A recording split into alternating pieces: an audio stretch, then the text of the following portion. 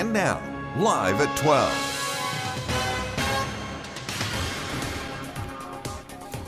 අයිබෝවන් ප්‍රතිපත්ති පූජාවන්ට මුල්තනක් දෙන පසු වෙසක් දිනය අදයි. අදත් අප සූදානම් ප්‍රවෘත්තිමය වටිනාකම් ඇති තොරතුරු රැසක් ඔබ වෙතගෙන එන්නට. ලයිව් at 12 සමගින් ඔබ හමු වන මම චන්දන ජයසිංහ. මම සුපුන් භාග්‍ය වීරකෝන්. මුලින්ම දකිමු සිරස්තල. ජාතික රණවිරු සැමරුම අදයි.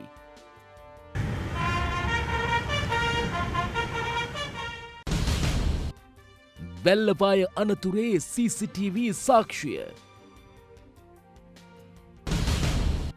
මිනිස් පරිභෝජනයට නුසුදුසු ගම්මිරිස් කන්ටේනරයක් කැකිරාවෙන් හමුවෙයි.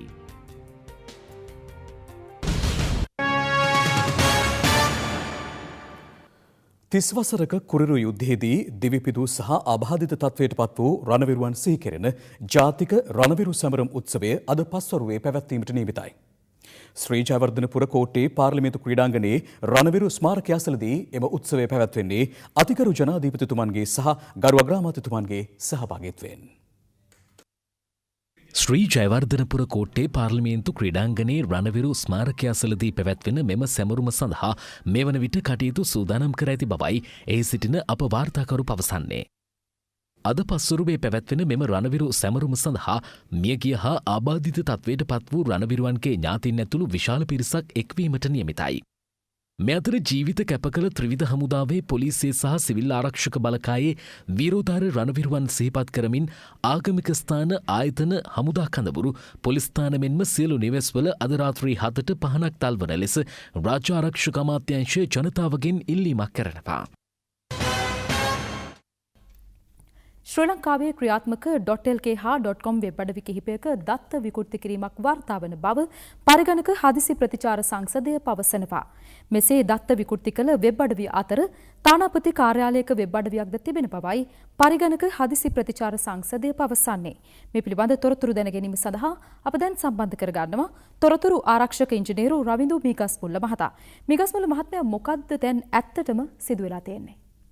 ශ්‍රී ලංකාවේ .lk වෙබ් අඩවි කිහිපයකට සහ .com වෙබ් අඩවි කිහිපයකට ඊට අමතරව මේ වෙබ් අඩවි අතර තානාපති කාර්යාලයක වෙබ් අඩවිකුත් තියෙනවා. මේ වෙබ් අඩවි වලට ඊයේ දත්ත විකෘති කිරීමක් අපි කියන ඉංග්‍රීසියෙන් වෙබ් ඩිෆේස්මන්ට් එකක් වෙලා තියෙනවා. එතකොට මේ සම්බන්ධව විමර්ශනය කරන්න අප ආයතනය ටෙක්ස්ට් ආයතන සහ එයාපෝස්ට් එක බැඳිහත් වෙලා තියෙනවා. මේ සිද්ධියට අපි ඩිෆේස්මන්ට් තත්ත්වයට පත් වුණු ආයතන වලට අපි දැනුම් දීලා තියෙනවා. කොහොමද යථා තත්ත්වයට පත් කරගන්නේ කියලා. එතකොට තවදුරටත් ඒ විමර්ශනය අපි කරගෙන යනවා. මිගස්මල් මහත්මයා බොහොම ස්තුතියි තොරතුරු ගැනීම සම්බන්ධයෙන්. සම්බුදු තෙමගුල සමරමින් කොළොන්නාව ප්‍රදේශයේද වෙසක් කලාපයක් සංවිධානය කර තිබුණා. වෙසක් කලාපයේ විවෘත කළේ ගරු අග්‍රාමාත්‍ය රනිල් වික්‍රමසිංහ මහතා අතින්. කොළොන්නාව ප්‍රදේශයේද වෙසක් කූඩු හා වෙසක් සැරසිලි වලින් සමන්විත අලංකාර වෙසක් කලාපයක් සංවිධානය කර තිබුණා. ගරු අග්‍රාමාත්‍ය රනිල් වික්‍රමසිංහ මහතා විසින් කොළොන්නාව වෙසක් කලාපය විවෘත කරනු ලැබුවා.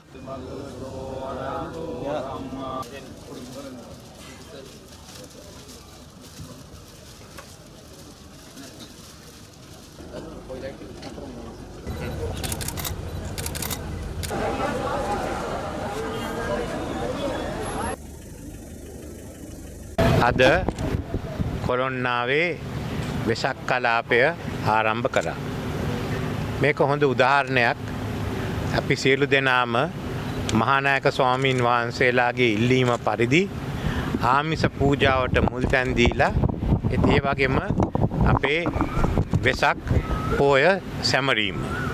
ඒ ගැන බයක් සැකයක් නැතුව අපි ක්‍රියා කර යුතුයි. ඒ නිසා අපිට තියෙන්නේ ආගම දහම පරිදි වෙසක් පොහොය සමරන්ට. ඒ නිසා මම ඒක සියලු දෙනාගෙන් ඉල්ලා සිටිනවා. විශේෂයෙන්ම අද හොඳම උදාහරණය බෞද්ධ විතරක් නෙමෙයි බෞද්ධ නොවන සියලු දෙනාත් එකතු වෙලා මේ වැඩ කටයුත්ත මෙතනදී සාර්ථක. සම්බුදු තෙමගුල වෙනුවෙන් ඊයේ කැලණිය රජමහා විහාරස්ථානයේද විශේෂ ආගමික වැඩසටහනක් සංවිධානය කර තිබුණා. ඒ සඳහා හිටපු ජනාධිපති කරු විපක්ෂ නායක මහින්ද රාජපක්ෂ මහතාද එක්ව සිටියා.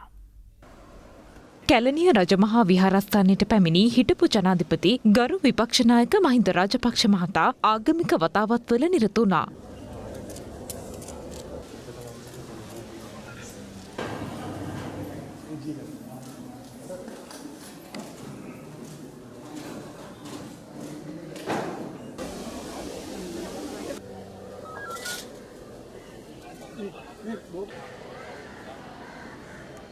අනතුරුව විහාරාධිපති මහාචාර්ය කොල්ලුපිටියේ මහින්ද සංඝරක්කිත හිමියන් බැහැදක ආශිර්වාද ලබා ගත්තා.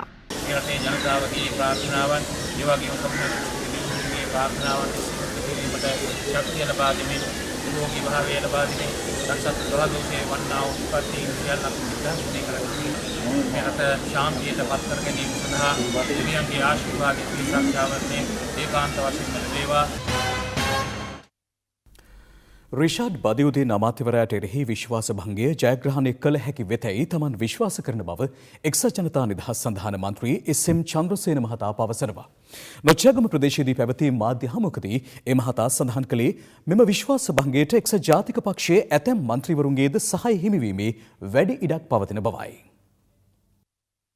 හමුදාපතිතුමා කිව්වා මේ විදිහට මටත් මන්නාරෝ පැත්තේ ඇමතිවරයෙක් කතා කරලා මෙහෙම ත්‍රස්තවාදීන් නිදහස් කරන්න උදව් කරන්න කියලා කිව්වයි කියලා. ඒක තමයි පාදකුණෙත් විශ්වාස භංගය හදන්න. නැත්නම් ජයග්‍රහණය කරන්න පුළුවන් වෙයි. මේ විශ්වාස භංගයට ඡන්දය දිය යුතු අය ඉන්නවා. ඒකාබද්ධ විපක්ෂයේ අපි සියලු දෙනාම ඡන්දය දෙනවා. ඒ වගේම ශ්‍රී ලංකා නිදහස් පක්ෂයේ අයත් මේකෙන් මඟ ඇරලා ගියොත් ජනතාව ළඟට ආය යන්න හම්බෙන්නේ නැහැ. ඒ වගේම ජනතා විමුක්ති පෙරමුණ මුස්ලිම් නායකත්වයක් ගැන කතා කර මේකෙන් මග අරින්න හදනවා. රිෂාඩ් බදුරුදීන් නැති වුණාට ඉන්න හුඟක් මුස්ලිම් නායකයෝ මේ රටේ. ඒ නායකත්වෙත් එක්ක අපිට ප්‍රශ්නයක් නැහැ. මේ වරදිකාරයන්ට තමයි අපි මේ විශ්වාස භංග ගණනලා තියෙන්නේ. TN එකටත් යුතුයකමක් තියෙනවා මේ විශ්වාස භංගය සඳහා සහයෝගය ලබා දෙන්න. රිෂාඩ් බදුරුදීන් ඇමතිවරයා උදව් කරයි කියන ත්‍රස්තවාදී කල්ලිය තමයි මඩකලපුවේ බෝම්බයක් පිපිරෙව්වේ. මඩකලපුවේ ඒ දෙමළ ජනතාව තමයි ගොඩක් ඝාතනය වුණේ. දැනටම කාවින්ද ජයවර්ධන තරුණ මන්ත්‍රීවරයා එතුමා මීගම ප්‍රදේශයේ ක්‍රිස්තියානි ආගම අදහන මන්ත්‍රීවරයෙක් එතුමා විශාල වශයෙන් අපහසුතාවයට පත් වෙලා ඉන්නවා. එතුමා දැනටම දැනුම් දීලා තියෙනවා මේ පිළිබඳව අවශ්‍ය සහයෝගය එතුමා ලබා දෙනවා කියන එක. එක්සත් ජාතික පක්ෂයේ ක්‍රිස්තියානි ආගම අදහන සියලුම මන්ත්‍රීවරුන් යුතුයකමක් තියෙනවා තමගේ ආගමේ පල්ලියට ගහපු එකේ වාඩුව ගන්න නම් අනිවාර්යයෙන්ම මේ ඇමතිවරයා අයින් කරන්න ඡන්දය දෙන්න. රිෂාඩ් බදියුදීන් අමාත්‍යවරයාට එරෙහිව විපක්ෂය ගෙනෙන විශ්වාස භංග යෝජනාවට කඳුරට ජනතා පෙරමුණේ සහාය හිමි නොවන බව අමාත්‍ය වී රාධාක්‍රිෂ්ණන් මහතා පවසනවා. ඔහු සඳහන් කළේ බදියුදීන් අමාත්‍යවරයා වරදක් සිදු කර තිබේ නම් ඊට දඬුවම් පැනවීම සම්බන්ධයෙන් විරුද්ධත්වයක් නොමැති වුවත් දේශපාලන හේතු මත ගෙනෙන මෙවැනි විශ්වාස භංගවලට සහාය දිය නොහැකි බවයි.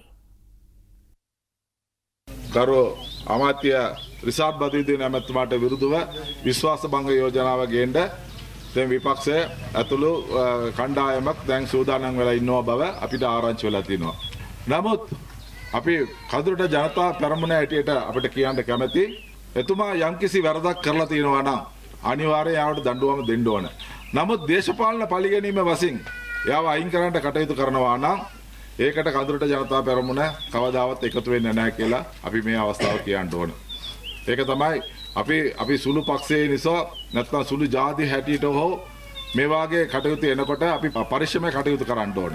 යම්කිසි අවස්ථාවේදී දේශපාලන පරිගැනීම ගැන නිසා මේක කරන්න හොඳ නැහැ. අනිත් එක තුමාව පරිගන්න නිසා තව මොන ප්‍රශ්නයකට මොන දෙයක් සිද්ධ වෙනවා. එයා තනි වෙනවා, එයා ගොන් වෙනවා, එයාත් එක්ක තව කණ්ඩායමක් එකතු වෙනවා.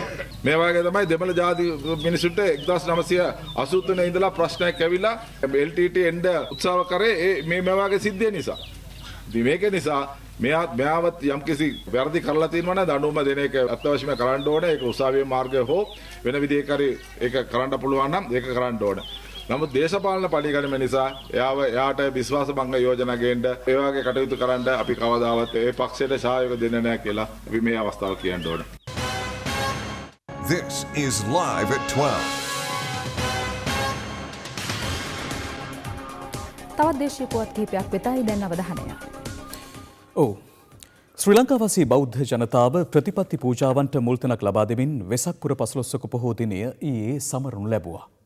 ඊට සමගාමීව දිවයින පුරා ශ්‍රී ලාංකික ජනතාව පහන් කුඩු ඇතුළු සැරසිලි වලින් තම නිවාස මංමාවත් හා නගර අලංකාර තිබූ ආකාරය දක්නට ලැබුණා.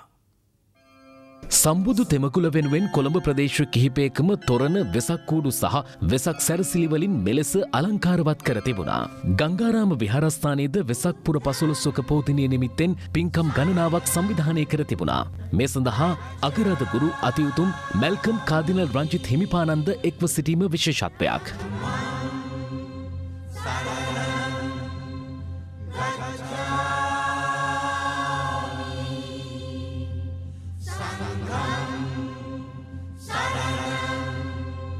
වෙසක් පුර පසළොස්වක පෝය නිමිත්තෙන් නටමස්ථානයේ වන්දනා කිරීම සඳහා දෙස් විදෙස් විශාල බැතිමතුන් පිරිසක් අනුරාධපුරයට පැමිණ සිටියද වෙනත් වසරවලට සාපේක්ෂව මෙවර වන්දනාකරුවන්ගේ අඩුවක් දක්නට ලැබුණා.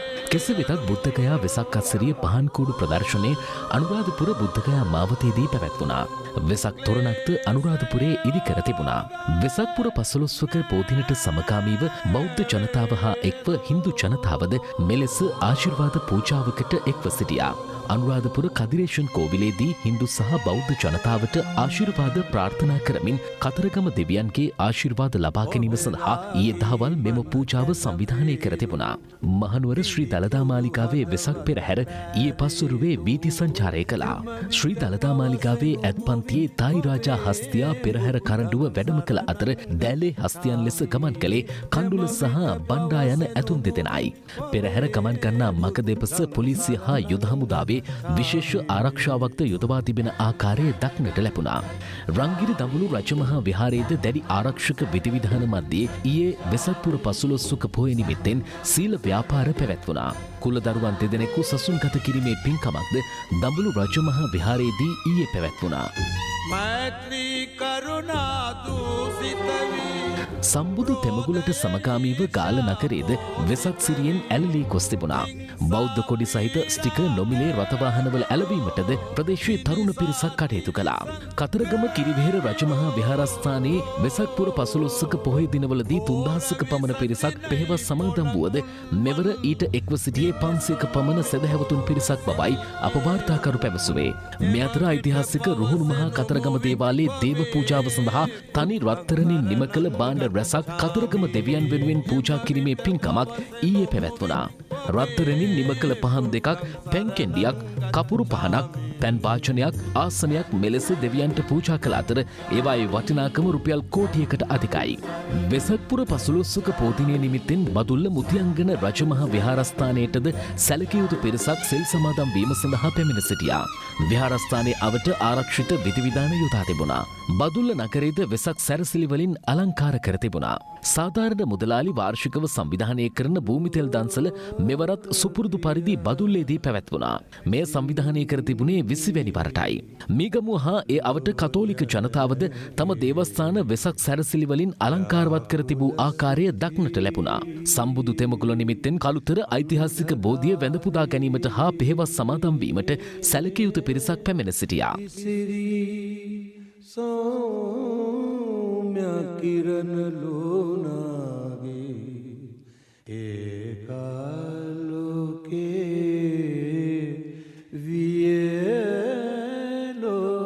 වෙසක් පුර පසළොස්වක පෝදිනය නිමිත්තෙන් සර්ව ආගම්වල සංකේත සහිත මෙම අපූරු නිර්මාණයක් දක්නට ලැබුණේ අම්බලන්ගොඩ ප්‍රදේශයෙන්. පානදුර ගල්ගොඩ ශ්‍රී මහා විහාරයේදී සිල් සමාදන් වූ බැතිමතුන්ට ප්‍රදේශයේ කතෝලික පියතුමන්ලා දහවල් දානය පිළිගන්වනු ලැබුවා. සිවිල් ආරක්ෂක බලකායේ වැලිකන්ද රිදී පොකුණ කලාප කාර්යාලයේ සෙබළුන් විසින් සෙවණපිටිය, මනම්පිටිය, අරලකම්විල හා වැලිකන්ද යන නගරවල මෙම වෙසක් සැරසිලි ඉදිකර තිබුණා. සෙවණපිටිය නගරයේ ප්‍රදර්ශනය කළ මෙම පහන් කූඩුව ඉදිකර තිබුණේ පොල්ගසෙහි විවිධ කොටස් උපයෝගී කර ගනිමින්. යුද්ධෙන් මියගේ පිරිස් සිහිපත් කරමින් වවුනියාව නගරේ පුරා ඊයේ පහන් දල්වා පින් පැමිණ වූ අතර මෙහිදී වවුනියාව දෙන්සිල් කොබ්බෑකඩුව පිළිරුවට පුෂ්පෝපහාර දැක්වුවා. ආගමික සහජීවනයේ මුල් කර ගනිමින් වවුනියාව ජුම්මා මුස්ලිම් පල්ලියේ ඉස්ලාම් භක්තිකයන් වෙසක් උත්සවය වෙනුවෙන් ඉදිකළ පහන් කූඩුව වවුනියාව ශ්‍රී බෝධි දක්ෂිණාරාමේදී ප්‍රදර්ශනය කෙරුණා. අම්පාර මහාවාපි මහාවිහාරයේද සම්බුදු තෙමගුල වෙනුවෙන් පින්කම් රැසක් සංවිධානය කර තිබූ අතර ඒ සඳහා සැදැහැවතුන් විශාල පිරිසක් එක්ව සිටියා. අම්බලන්ගොඩ ඇල්පිටිය මාර්ගයේ ඊයේ රාත්‍රියේ සිදු වූ යතුරු පැදි අනතුරකින් එක් අයෙකු මියගොස් තවත් තිදෙනෙකු තුවාල ලබා රෝහල්ගත කර තිබෙනවා. මේ අතර වැල්ලවාය තනමල්විල ප්‍රධාන මාර්ගයේදී පෞද්ගලික බස් රථයක ත්‍රිරෝද රථයක් ගැටී සිදු වූ අනතුරකින් දෙදෙනෙකු බරපතල තුවාල ලැබුවා.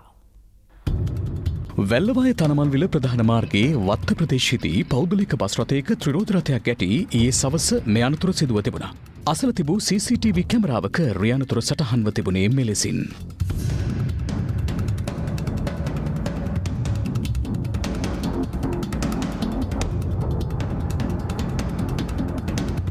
අනතුරු සිදුවන අවස්ථාවේ ත්‍රිරෝද රථයේ සිටි සිව් දෙනෙක් තුවාල ලබා ඇති අතර ඔවුන් ප්‍රතිකාර සඳහා ඇතුළත් කරුණේ වැල්ලවාය මූලික රෝහලටයි. වැල්ලවාය රෝහලේ ප්‍රතිකාර ලබමින් සිටියේදී එක් අයෙක් වැඩිදුර ප්‍රතිකාර සඳහා මොනරාගල මහ රෝහලට මාරු කර යවා තිබෙනවා. තුවාල ලැබුවන් බුත්තල පැල්වත ප්‍රදේශයේ පදිංචිකරුවන් වනවා. මේ අතර අම්බලන්ගොඩ ඇල්පිටිය ප්‍රධාන මාර්ගයේ වතුගෙදර ඇරවාවිල ප්‍රදේශයේදී ඊයේ රාත්‍රී යතුරු පැදි දෙකක් ගැටී තවත් අනතුරක් සිදු වුණා. අනතුරු සිදුවන අවස්ථාවේ යතුරු පැදි දෙකේ පුද්ගලයන් සිව් දෙනෙකු සිටි බවයි කරන්දෙනිය පොලිසිය පවසන්නේ. ඉන් එක් අයෙකු අනතුරු සිදු වූ ස්ථානයේදීම ජීවිතක්ෂයට පත්ව තිබෙනවා. තුවාල ලැබූ සෙසු පුද්ගලයන් තිදෙනා ගාල්ල කරාපිටිය රෝහලට රැගෙන යනු ලැබුවා.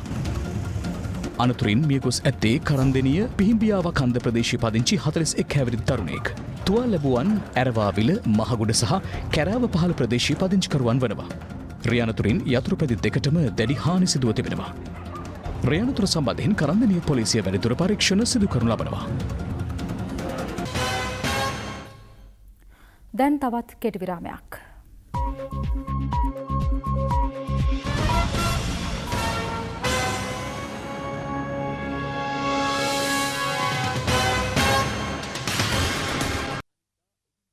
අප සමගන්නවා. මම චන්දන ජයසිංහ. මම සුපුන් භාග්‍ය වීරකෝන්. අපි නැවත හමුවෙමු ලයිව් at 7 තුලින්. සුබ දවසක්.